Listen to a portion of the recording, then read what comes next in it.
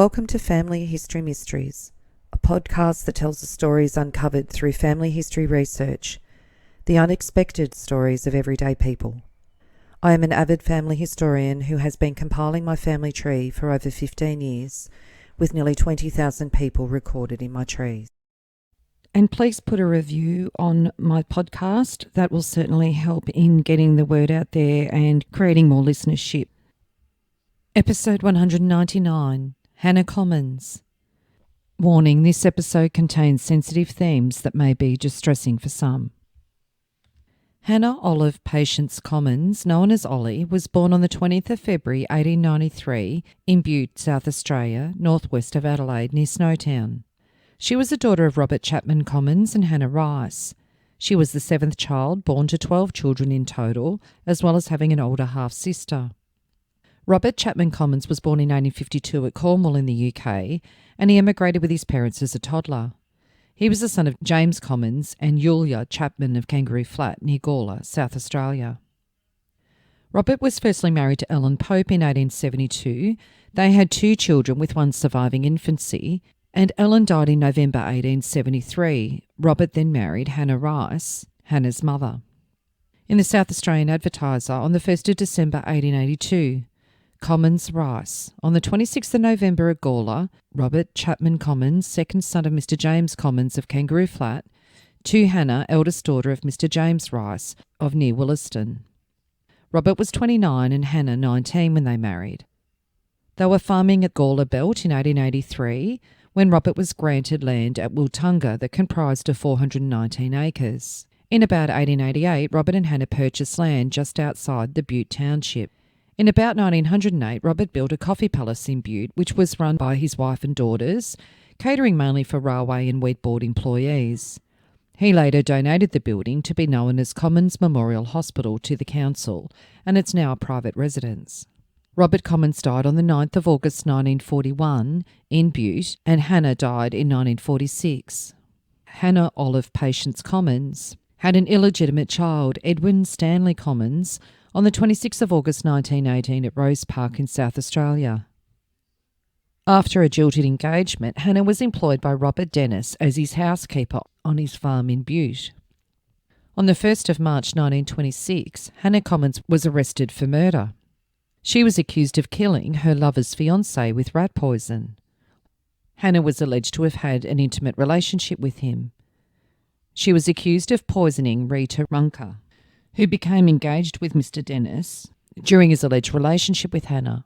Hannah confessed to the crime, and her confession is alleged to contain the statement, "If I hang, I die for the man I love." The confession was ruled ineligible for her trial, as it was thought to have been obtained under duress. During the trial, the defence alleged that Mr. Dennis kept Hannah as a concubine and had intimate relations with her while she was his housekeeper. On the 11th of February 1926, states the Bute tragedy, victim's body exhumed. A fresh development occurred today in connection with the recent tragedy. The body of Rita and Annette Runker was exhumed by the Bute Cemetery at 10:30 a.m. by the police and an undertaker. An examination of the remains was made by Dr. Barlow of Adelaide on behalf of the Crown. The interests of the accused, Hannah Patience Commons, were watched by Dr. Birch of Adelaide. Constable Fitzgerald identified the body. After the medical examination, the body was again interred, except for a portion which was taken to Adelaide. On the 3rd of March 1926, Hannah Ollie Patience Commons was charged at the criminal court yesterday before Mr. Justice Angus Parsons and jury for the murder of Rita Antoinette Runker near Bute on the 9th of January. Extraordinary interest was taken in the case, which was shown by a crowded court, scores of persons being unable to gain admission. And in the Adelaide Register on the 8th of March 1926, Bute tragedy, statement by the accused, declaration of innocence. Edwin Stanley Commons, aged 7, who was not sworn, said he had dinner at Dennis's on the 9th of January and he did not touch the dinner or the plates. He said his mother was kind and affectionate to him and he liked her very much. He had not seen his mother for some time. Sylvia Sluggard, aged 9, who was also not sworn, said she had dinner at Dennis's on the 9th of January and she had not touched the food before it was placed on the table. The accused made a statement from the dock. The accused was visibly affected by the calling of her son to give evidence against her and had not regained her self-control when requested to make her statement. Although at first her words were indistinct, she went on to become calmer and spoke more clearly.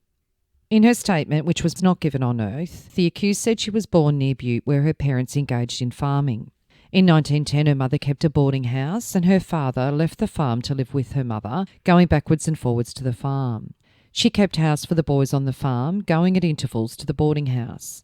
There she met Mr. Dennis, who made himself agreeable to her and called her Ollie. When about 20 or 21, she kept company with a man with whom she was fond. They were engaged for 3 years, but he jilted her. She gave birth to her child on the 26th of August 1918 at Queen's Home. All her family gave her no quarter. She bore her suffering alone without a friend or protector. A fortnight afterwards, she went by train to Bute with her baby boy. She walked from the train to her sister's place, and the latter gave her shelter for the night. From there, she went to the home of her brother Robert, where she remained until the following February. She received no wages and no clothes. He gave her £3 at Christmas and £2 when she left. She went from there to her brother Jim, as his wife was in hospital. She'd not been there a week when Dennis sent a message that he was coming to engage her as a housekeeper. He came on the 1st of March and offered her 15 shillings a week as a housekeeper, which she was glad to accept. She reached his place on the 2nd of March. While the family had their meals in the dining room, she would sit in the kitchen. Dennis would come and talk with her. She was glad of his society as she was alone and unhappy. Dennis became to console her when she wept, and he took her in his arms and fondled her. That led to more familiar conduct, and when she understood what he wanted, she repulsed him. He made love to her, however, and she said that when more time had elapsed after his wife's death, he would marry her. She weakly yielded, and after that he was intimate whenever he wished, for he was strong and powerful and was affectionate towards her. Ethel and the boys grew jealous of Dennis's attentions to her, and Ethel openly quarrelled with her and Dennis. The accused said that she was going, and Dennis said, "No, Ollie, you will not leave here as long as I can provide a roof over your head." 2 years went on in this way, when she could see that he wanted her for only one thing. His affection waned, but his passion did not. She resisted, but he brushed her protests aside, and she did not have enough willpower to stop him. She later told him of her condition, and he said he would marry her if it were true. She saw he did not want her, and any affection she might have had for him perished in those moments of terrible grief when he was cruel and unkind to her. When he was forced to believe her condition, he went to a chemist at Cadena and got her pills, which she took, instructed by him. He asked after her condition every day. Ethel married in 1923, and by that time she was sure Dennis cared for her as little as she cared for him. At that time a good man came into her life. His name was Percy Tancock, and for the first time she found that there were men who could receive the society of a woman and at the same time show respect. She begged Dennis to let her alone as she was keeping company with Percy. He overpowered her will. She threatened to leave, but on his promises to let her alone, she remained. Dennis did not keep his promises, and each time he was intimate with her for about 12 months before January, he gave her 10 shillings. Although she even disliked him, she seemed powerless to deny him when he commanded her. The accused said that in April the mice became troublesome and continued during May, June and July. The subject was referred to more than once in the household, and in April she bought 3 packets of mouse poison. She used the whole of that poison, and there was none left after the middle of July. She bought the poison quite openly at the store and had put it down to Dennis. It used to be kept in a rusty tin in the separator room where all the food was, and she had no more access to it than anyone else in the house. On Monday, January the 4th, she had a row with Dennis, and subsequently he said, "Well, Ollie, the best thing we can do is to part. You can go as soon as you like." She packed her boxes during the week and intended to leave on the Saturday. She did not know until the Thursday that Miss Runker was arriving. On the Saturday morning, 9th of January, she said to Dennis, "Have you made up my account?"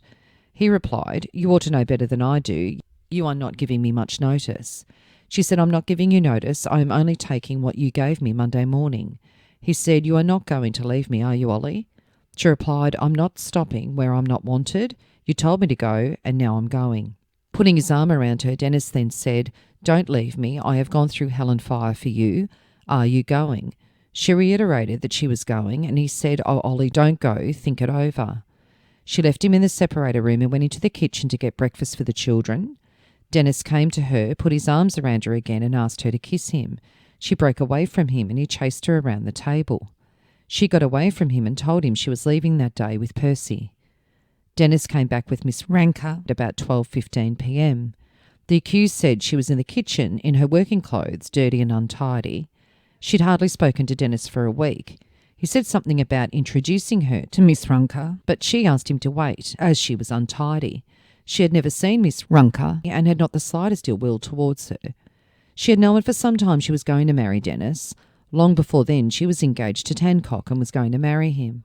The accused said it was wrong to say that Miss Runker used her bread plate for dessert. She gave her another clean plate as she was a guest and took the plate she had used for her vegetables and placed it on the sideboard. Miss Runker complained of feeling giddy, and the accused thought she was bilious, never dreaming she was seriously ill. The moment the accused knew she was so ill as to be leaving for the doctor in Bute, she went out to see her to see what she could do. She wanted to get her coat to wrap her in because she complained of the cold. When she heard the terrible news of her death, she told Percy that she would put off her departure for a few days so that she might be of some help in the Dennis home. Otherwise, she would have left that day. In conclusion, the accused said, "I am innocent of the death of Rita Ranker. I have, I know, committed many sins and done many wrongs, but my hands are innocent of blood. The sins I have committed I have paid for in suffering and sorrow, but the charge against me is not deserved. It is false and I am innocent." John George James, Sergeant of Police at Cadena, said on the 10th of January he received from Dr. Carden of Bute an earthenware jar and a small blue bottle. The jar was marked as containing the contents of the stomach of Rita Runker. He brought the jar and the bottle to Adelaide and delivered them to the Assistant Government Analyst. Robert Leslie Dennis, farmer of Bute, was the son of Robert Lego Dennis. He described what occurred at the meal in the farmhouse on the 9th of January, and he said that Miss Runker complained of a bad headache and his father said, "You'd better go and lie down for a while." Miss Runker then left the dining room. At no time did the witness see anything put into the food. Questioned by Mr. Smith, the witness said that he and his brother George worked on the farm and they practically received what money they wanted. There was no regular wages. Mr. Smith asked, "Is it an understood thing that you would inherit the farm?" And he said yes. "That was spoken of after your mother died?" And he said it may have been. The witness added that the matter had been spoken of before and after his father became engaged to Miss Runker, but nothing had been arranged. The sons made no opposition to their father marrying Miss Runker, and he stated that he'd never purchased any mouse poison at Bute. George Harold Dennis, farmer of Bute, gave similar evidence to his brother regarding the incidents of the meal. When Miss Runker was leaving the farm, the accused said, "It is a strange thing what happened to the girl." The witness replied, "It is so." Miss Runker appeared to eat her meal with relish. Vera Evelyn Dennis, residing at her father's farm at Bute, said on the 9th of January last she saw Miss Ranker arrive with her father. Miss Ranker was then well and high-spirited. When they went into the dining room, the accused was cutting bread. When the witness asked her if she had met Miss Ranker, the accused went on cutting bread and said nothing, either to the witness or Miss Ranker. The accused then left the room. The table was already set. The witness went to the kitchen to see if dinner was ready, but the accused said it was not, and the witness returned to the dining room. The accused brought in plates with the dinner and placed them round the table. The witness brought in 2 plates, which the accused took from her and placed them on the table. The witness did not put any plates containing food at any place at the table. At that meal, the accused brought a chair and said, "You sit here, Miss Ranker." The dinner was ready at the place indicated by the accused. After she had eaten some, Miss Ranker put the plate on one side and the accused at once jumped up, took the plate and put it on the sideboard. No other plates were removed from the table before the meal had finished. Subsequently, Miss Ranker complained of giddiness and went to the bedroom, putting her hand on the door frame to steady herself. Miss Ranker called the witness and said something to her. The witness obtained mustard and water, but Miss Ranker did not take it. The witness then went with Miss Ranker in the motor car in which Mr. Dennis drove them to Bute. On the way, the witness noticed Miss Ranker to be clutching at things and her legs stiffened. She also made a loud noise as if she was in pain. The witness did not see Miss Ranker after she was taken to hospital. He asked her, "You do not like the accused, do you?" She said, "No." "You grew up under your sister Ethel's tuition a good deal?" She said, "Yes." And Ethel always wanted the accused to leave? She said, we all did. Was that because you thought your father was going to marry her? She said, no. Ethel thought so, didn't she? And she said, I cannot say. She also added, sometimes the accused would go out when strangers came. She was reserved and backward in some ways. On some occasions she acted as the mistress of the home would do in showing guests into their places. The witness said she did not know where the food was placed first. The accused sat in her usual place. They all sat in their usual places. She did not take much notice of Miss Ranker during the meal. She saw Miss Ranker put aside her plate and the accused placed it on the sideboard at the back of Miss Ranker. When Miss Ranker came ill, she complained of her mouth being harsh and dry. That was in the motor car. After a quarter of an hour, Miss Ranker had a stiff mouth. It seemed harsh, dry and stiff and shut tightly. Dr. Wilfred Carden gave evidence that on January the 9th he received a call and went along the Port Broughton Road near where Keith Hall's residence was, where he saw Dennis's motor car with a sick woman whose name he subsequently discovered was Runker. He obtained a brief history of the case, transferred her to his motor car and took her to the hospital at Bute, where she died at 7:15 in the evening. He attended her continuously with the exception of about 10 minutes at 3:00 in the afternoon. She had attacks of spasms and cramps through her body and especially in her legs. The cramping and spasms seems to have been brought on by the jolting of the car on the way to the hospital. When they got her to the hospital, she undressed with difficulty. The act of undressing brought on cramps. The symptoms suggested poisoning and he treated her for it. He preserved some of the vomit in a small bottle. On Sunday morning, he tested further portions of the vomited material, and as a result of the test, the suggestion was that there was some strychnine in the vomited material. A post-mortem examination was made on the Sunday morning. During his observation of Miss Runker, the spasms were accompanied by twitching of the lips and jerking of the head. Her legs were extended and stiff, and her feet arched inwards. She was purple in the face. The attacks lasted for 1.5 to 2 minutes. During the afternoon, she was only twice unconscious for brief periods. After her spasms, she relapsed into complete stiffness. She continually asked for water, except on one occasion when she was unable to drink and we had to squeeze cotton wool saturated with water to her lips. A component of a grain of strychnine was recovered from the vomit, also a component of a grain of strychnine from the contents of the stomach, from the liver, from the spleen and the heart, which confirmed evidence in his opinion. In no other case of poisoning so far as he knew were there symptoms which constituted exactly the same clinical picture as in strychnine poisoning.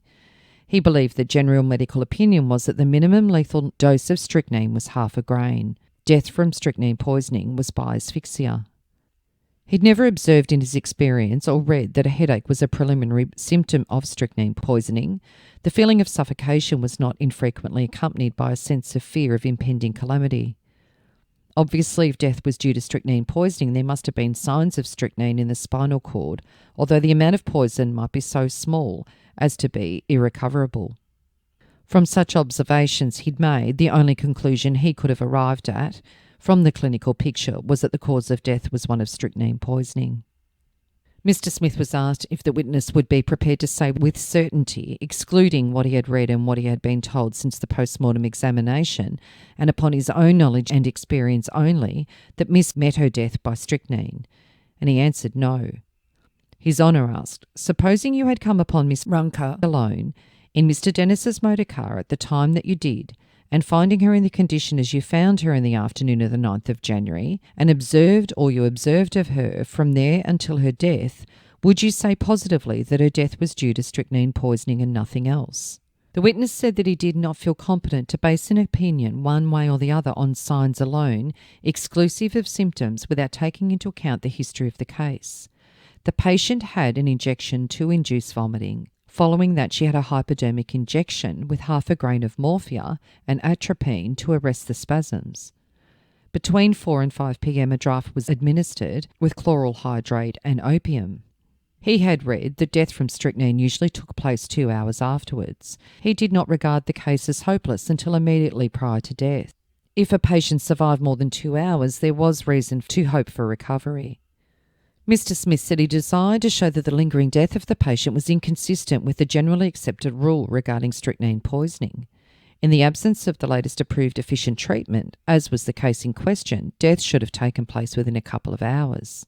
Dr. Carden said when he reached Mr. Hall's place, the patient could speak distinctly and freely.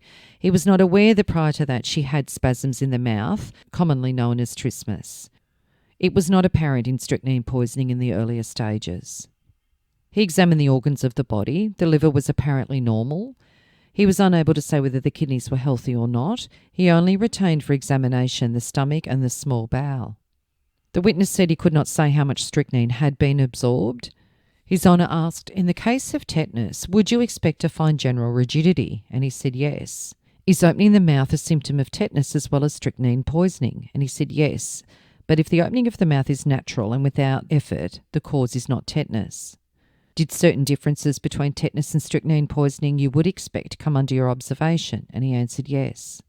The witness then said strychnine gave a bitter taste to the mouth.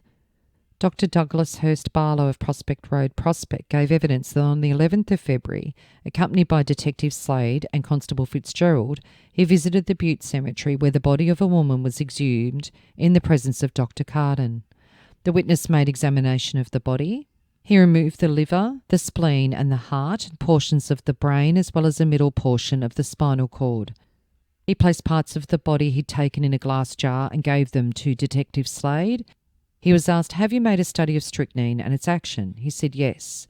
You are extensively read on the subject of strychnine poisoning? And he said yes.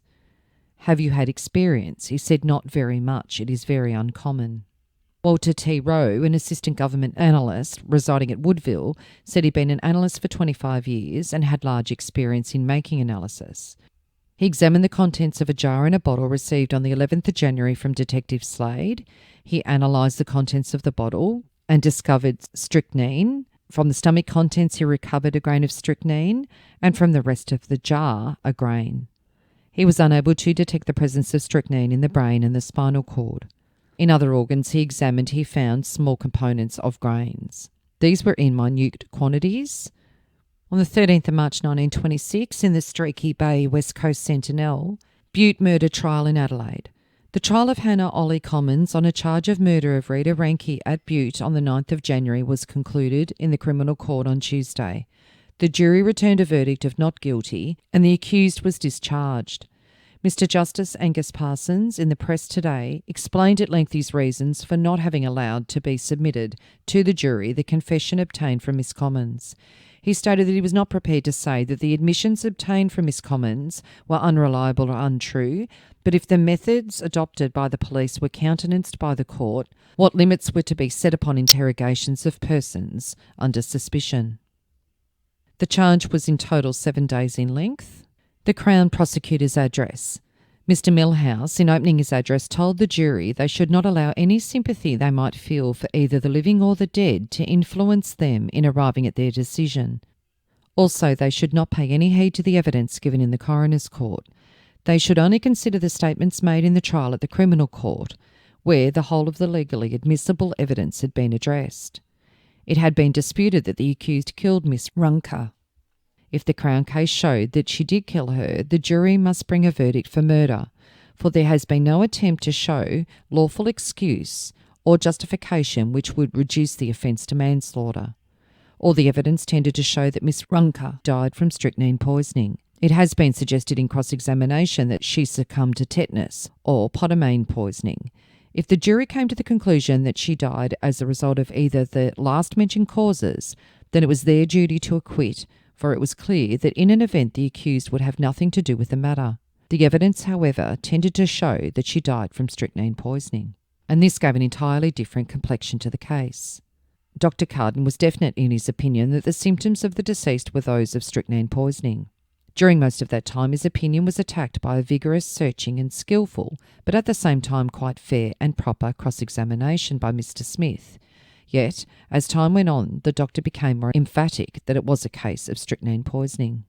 The only reasonable conclusion the jury could arrive at was the death was due to strychnine poisoning.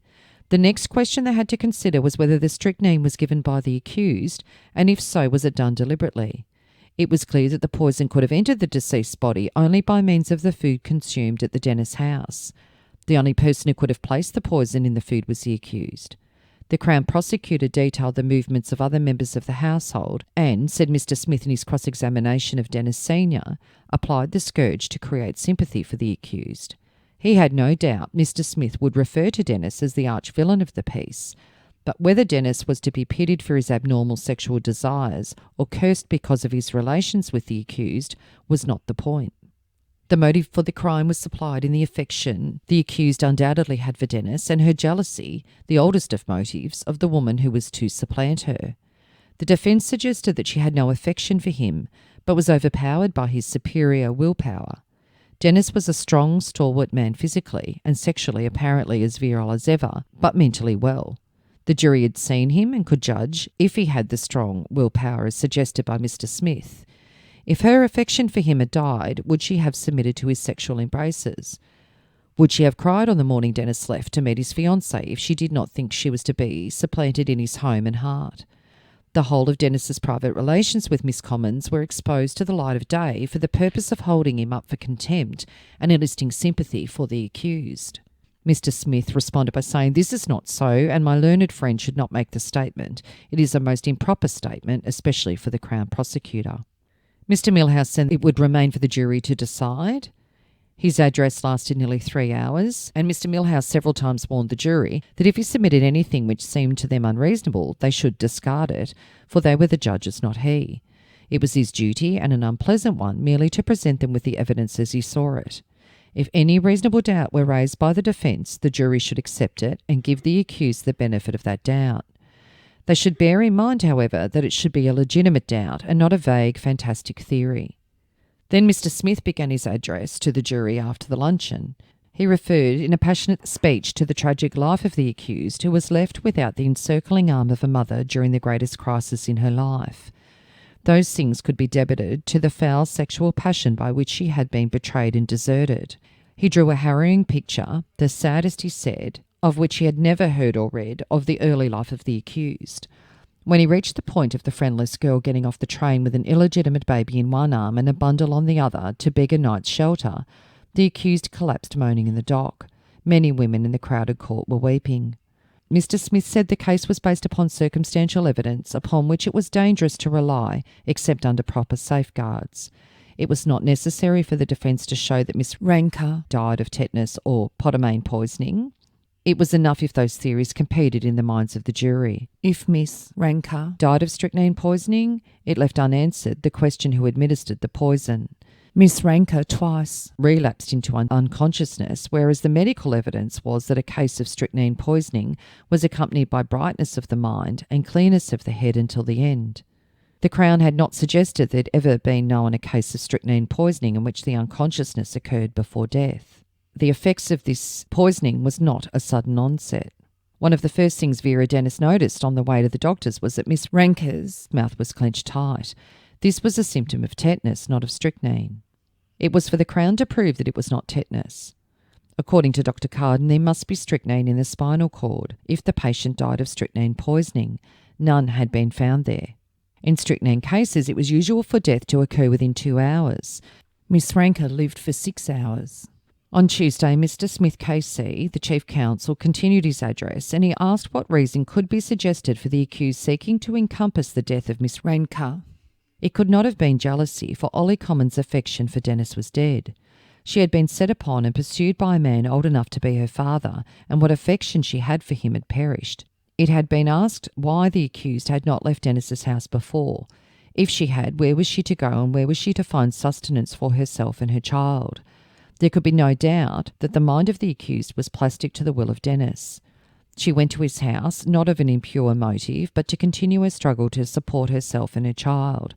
She'd been the unfortunate plaything of adverse fortune and been kicked from pillar to post. Was Ollie Commons a woman of weak will and a tender mother, likely to become a felon, who would mix a dose of poison for one against whom she had no complaint and for whom she had turned in the moments of her grief? The accused had been a far too trusting girl, feminine to a degree and weak in her power of resistance. While Dennis's house sheltered his daughter, it should have been sacred to him. There was no evidence of motive. The fact that the accused remained at Dennis's house after the death of Miss Ranker was an indication of innocence. It was necessary for the Crown to show that the accused had possession of the means which brought about the death of Miss Runker and that she made use of them. There was evidence that 9 months before the tragedy, the accused had 3 tiny packets of mouse poison.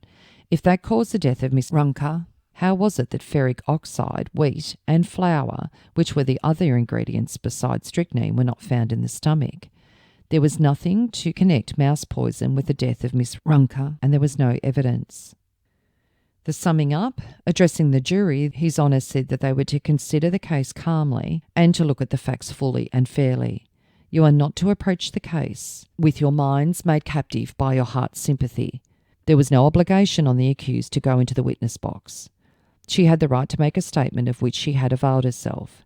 In considering the statement, it was the duty of the jury to consider a possible version of the facts and to compare it with a sworn testimony, giving it such weight as it appeared entitled to receive in comparison with the evidence given on oath. They would not draw any inference from the fact that she did not take evidence on oath. They were to take care in that, as in other cases, that if the accused person were innocent, she should be acquitted.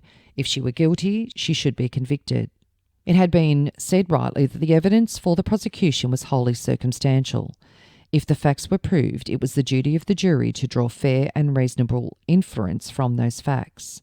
They were not to make a leap in the dark, but only draw a conclusion which, as reasonable men with reasonably fair minds, felt justified in drawing.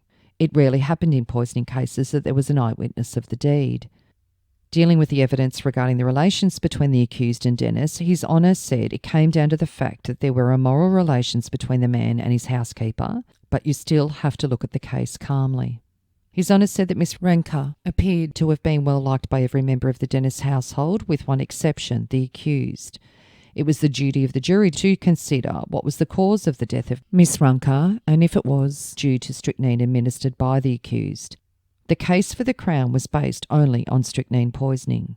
The evidence for the Crown rested on Dr. Carden. It was his first practical experience of strychnine poisoning, but that did not entitle the jury to say they could not accept his opinion. They had to consider whether the discovery of strychnine in the body by the analyst was or was not confirmatory of Dr. Carden's opinion regarding the cause of death. Dr. Carden's opinion was that death was caused by strychnine poisoning, but they must remember it was not formed lightly. He had Miss Runker under attention for 5 hours. He observed all the symptoms, and from the outset he appeared to have diagnosed the case as one of strychnine poisoning. It had been put to them that they should hesitate to incline to the theory of strychnine poisoning because of the delay in death, but evidence has been given in some cases in death from strychnine that was delayed as much as 7 or 8 hours. It was a matter for them to consider if the administration of the poison was likely to be an accident, as had been suggested, and they would have to ask themselves whether this was a reasonable hypothesis. They would also have to inquire whether she was poisoned other than by food at Dennis's house. If they refused to accept the suggestion of accident, it would be necessary to remember who was at the house. There was Dennis, who passed through the kitchen. What possible motive could he have had for poisoning a woman to whom he was going to be married? Then there was Vera, who said that she never touched the food except 2 plates which she took from the kitchen to the dining room, which the accused subsequently took from her. They would not forget that the accused in her statement said that Vera placed the food in Miss Runker's place. Vera denied that, and that they would have to compare the 2 statements.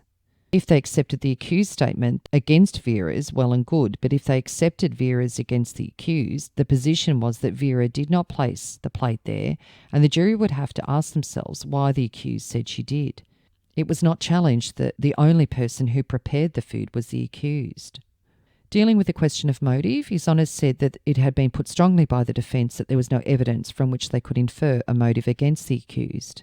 Dealing with the relationship between Commons and Dennis, the jury would not approve of it, but he did not think it necessary to charge upon commendation of it. If they turned a court of criminal justice into a court of morals, he did not know who would have the right to enter and the right to go out of it. It was a point for them to consider that the woman had another lover, and they could ask what it mattered to her if another woman came into the home. The intercourse, which began a month after the accused entered Dennis's service 6 years before, continued almost right up until the arrival of Miss Ranker. That was despite the fact that on one hand Dennis was engaged to another woman, whom he hoped to make his wife, and on the other that the accused was engaged to a man whom she described as her true lover, and that the additional fact was she was being paid to yield her body. When Dennis arrived at the farm with Miss Runker, he told the accused if she came down he would introduce her. Dennis said the reply was, "I don't want to meet the bitch." He had also said that the reply was, "I don't want to meet the brazen bitch." Mr. Smith said the jury should not believe that that was said, as her statement was that she had said, "Wait a bit." Dennis admitted both at the inquest and in the court that he might have made a mistake, as the accused was in the habit of mumbling. However, he had added that he did not think he was mistaken. Shy and unresponsive though the accused might have been, the fact that she refused 3 invitations to meet the woman with whom she sat at the same table. However, there is no evidence that she ever refused any invitation. In conclusion, His Honour said the jury was not responsible for any penalty which might follow on their verdict, nor were the prosecution, defence or the judge. It's the function of the law to provide punishment. Having delivered a proper verdict, they could return to their homes with clear minds. If there was any reasonable doubt in their minds, he directed them to give effect to it. After a retirement of an hour and a quarter, the judge acquitted the accused and she was discharged. After Hannah's acquittal, she must have made the decision to have a fresh start, but unfortunately for her, things took a turn for the worst. Her little son Edwin drowned at Wirraburra, which was nearly 1.5 hours north of Bute, aged only 8.5 years, on the 13th of January 1927. In the Port Pirie Recorder on the 18th of January 1927, it outlines this event. Boy drowned at Wirraburra. On Sunday last, Stanley Commons, between 8 and 9 years of age, went to bathe in a hole in the Rocky River at the north end of town and, getting out of his depth, disappeared. One of his companions ran for assistance, which was soon forthcoming, and the body was recovered. H. Bottrell, station master, and MC Cogan and others worked hard for an hour in an endeavour to resuscitate, but without success. Dr. Tassie, who arrived from Laura, pronounced life extinct. The lad and his mother, who had been engaged as a cook at the local hotel, only arrived here on Friday. An inquest was considered unnecessary. And Hannah Commons passed away on the 6th of January 1928, aged only 34, at Bute. Her death notice was in the Adelaide Chronicle on the 14th of January 1928. Commons, on the 6th of January at the Commons Memorial Hospital at Bute. Ollie, dearly beloved 5th daughter of R.C. and H. Commons of Bute, in her 35th year, at rest after pain. If you are interested in sharing your story on my podcast Family History Mysteries, please go to my Facebook page and send me a message. If you would like some assistance in filling in the gaps in your family tree to see what mysteries you solve, please get in touch. And don't forget, you can have early access to episodes by subscribing, and you'll also gain access to bonus episodes.